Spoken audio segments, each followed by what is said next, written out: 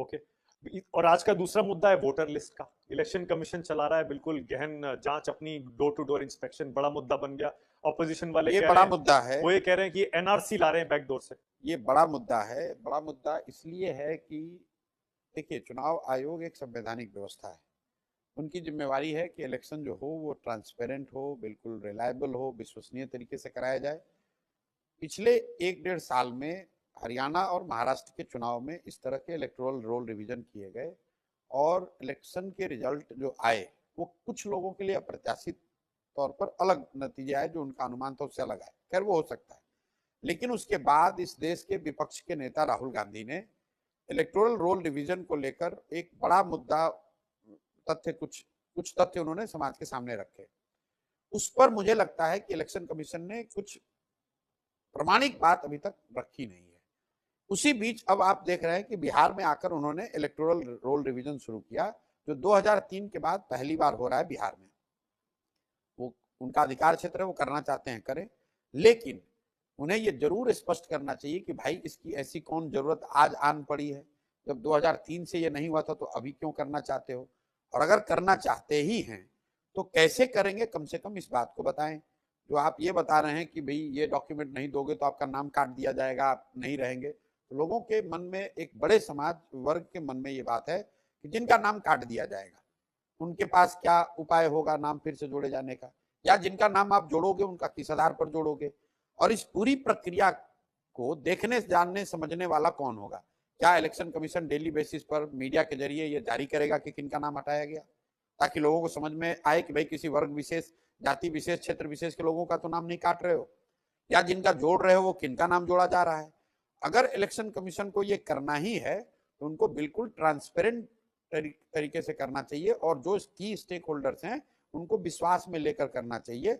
वरना समाज में एक बहुत बड़े वर्ग में ये चर्चा ऐसी है कि इलेक्शन कमीशन ये ऐसा सत्तारूढ़ दल जो दिल्ली में है उनकी मदद के लिए कर रहा है।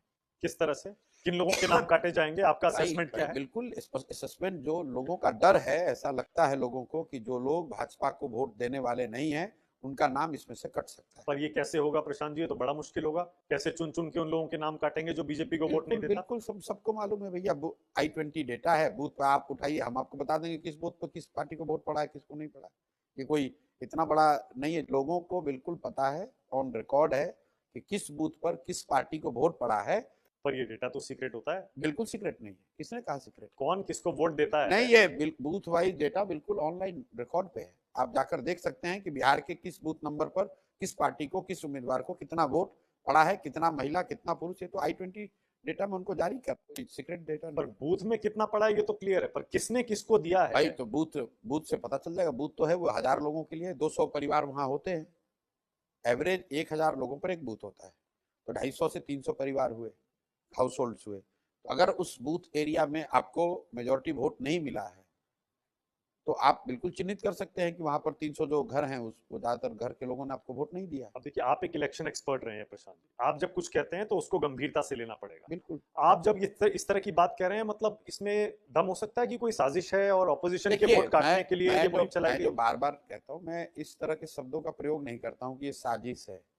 मैंने ये कहा कि लोगों को ये समझ में नहीं आ रहा है कि अचानक से बिहार में इसको करने की जरूरत क्या पड़ी। वो कह रहे हैं कि पूरे देश में करेंगे, किया। बिहार से स्टार्ट है, उसके बाद अगले साल जिन बिल्कुल, तो राज्यों में है वहां भी जब करेंगे। भी कोई नया चीज आप शुरू करते हैं तो कई लोग, समाज का एक बड़ा वर्ग होता है जो उससे असहज महसूस करता है।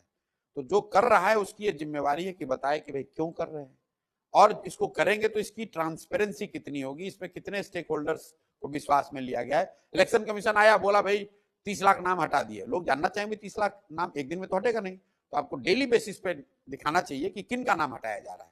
आप इसको ऑनलाइन कर दो, ऑनलाइन ये पब्लिश कर दे सरकार, इलेक्शन कमीशन, डेली बेसिस पे जिनका नाम हटाया जाएगा उनका नाम पब्लिश कर दिया जाए।